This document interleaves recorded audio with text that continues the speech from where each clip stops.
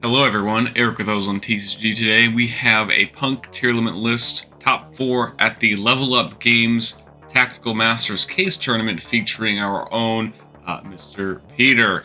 He did very well at this, split top 4. We're going to go over his ratios and then his matchups and some of the notes he made.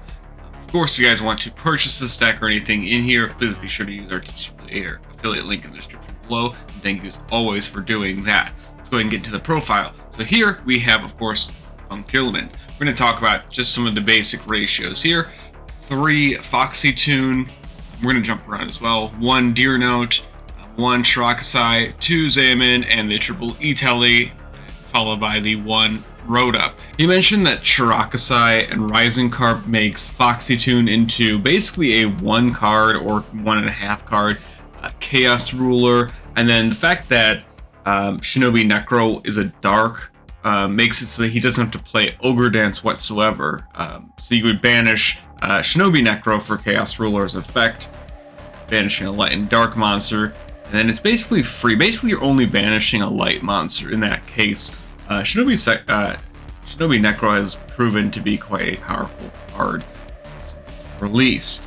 And then the Tearlaments, we'll go into those. The 3 Shiren, 3 Reno-Heart, 3 Havness, and 3 Merly.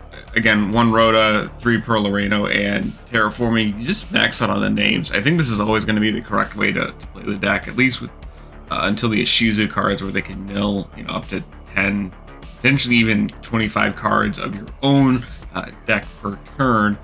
You just kind of need to play as many as possible, especially if you have Havness. You just need to max out on the names. Was not playing any shit-all cards here. And again, for the only other tech cards really playing with the monsters is Snow and Shinobi Necro. That's all you really need.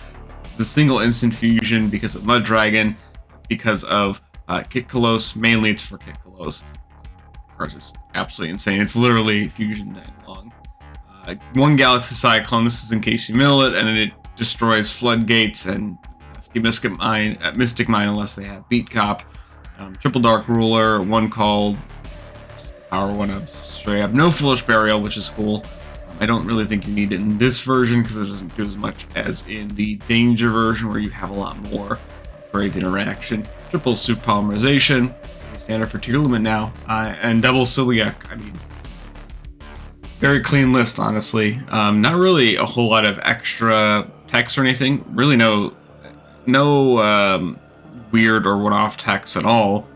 So extra deck, the 1 Kaleido-Heart, double Kit Kalos, 1 Mud Dragon, 1 Garura, again Rising Carp, Dragostapelia, just the 1 of, Baron de Flor, Chaos Ruler, Redoer, Abyss Dweller, Underworld Goddess, Dark, Fibrax, and Sprite Elf. A pretty, again, concise extra deck. I don't think for this variant you need more than 1 Dragostapelia. You do need to play at least 1 because it's a very powerful card. In the more fusion-focused variants, such as the Branded and King of the Swamp versions, you do play more than 1 Dragostapelia, but for this, you don't really need it. Redoer apparently was very good, and of course Dweller is a god tier card in this deck. It's really god tier in this format. Honestly, I would just, whenever I play the deck, I just Turbo Dweller. I'd rather play that versus having the Redoer. Some people may disagree, but I just find Dweller, especially Danger, Tearlament, really popping off now. So much better to play. I know we'll get into Peter's interactions with all these cards and how it went. Side deck, so Gamma package, 3 Gamma, 1 Driver, pretty standard. Nibiru, I guess he was scared of some of the combo decks, but it's also a light target for Chaos Ruler, so it's fine. Red Resonator, you can summon this off of Fibrax, and then use Fibrax plus it for Elf, and then Elf effect revive Red Resonator triggers, gaining you life points, and they can't Veiler or Impermanent if you summon it to his own Elf points to.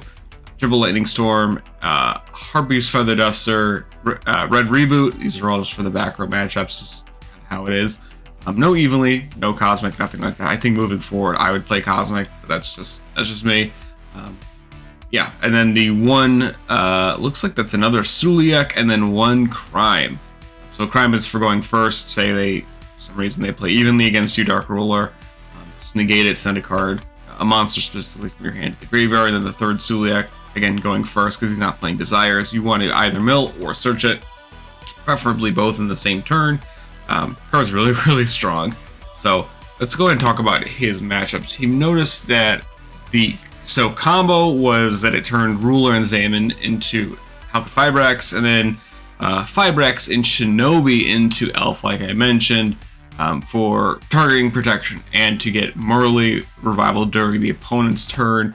Acts as like a fake Havness, so if you have Havness plus the Merly Reviver, milling 6 in the opponent's turn.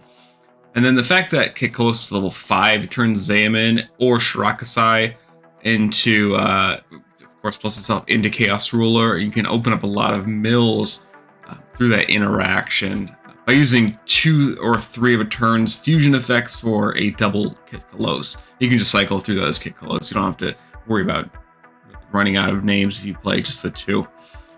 So he mentioned that a lot of people are not playing Kaleido-Heart in the Punk version, and mentioned that the Kaleido-Heart is really, really strong. And honestly, I agree, especially if you have Suliak or Crime together.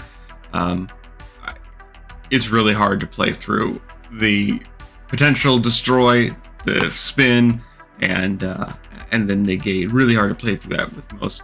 And so the Gamma and Nibiru, I guess, are just to play through Dweller boards. So if they end on Dweller, you happen to have Nibiru and another piece of interaction. You can get rid of that Dweller for your turn. You don't have to worry about it. I agree with playing Gamma, because if you happen to be able to negate the Dweller, Chaos Ruler adds a lot more value. Again, the extra 2 tiers apparently was pretty good, since, again, Crime covers a lot of the blowout cards like Evenly Match, and then milling 16 cards with the triple Suliak tends to really let you put a Hotness at hand, which seals the deal for the most part. So he also mentioned that Curious decks are probably better than this. I agree with him that it's very solid, and that Danger Tearlaments are probably better overall, but I think this is still a very good way to play the deck still. The triple Foxitude makes it all work together. Let's go and talk about his matchups again. He played, I think, 5 rounds in Swiss, then 2 in top 8 to split with top 4. So round 1 was versus Lunalight Raid Raptor. Round 2 was versus Blind Second Plunder Patrol. Round 3 was versus DDD. Round 4 was versus Adventure Sprite.